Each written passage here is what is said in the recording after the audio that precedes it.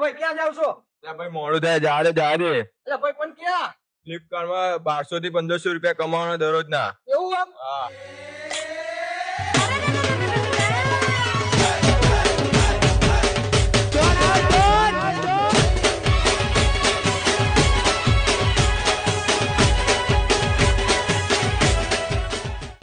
હા ભાઈ, નોકરી નોકરી નોકરી. કોણ કહે છે ભાઈ ડિગ્રી વગર નથી મળતી નોકરી? તમારા માટે લઈને આવ્યું છે પ્રેન્સી એન્ટરપ્રાઇઝ. એક પણ ડિગ્રી વગર 40 થી 50 હજારની નોકરી.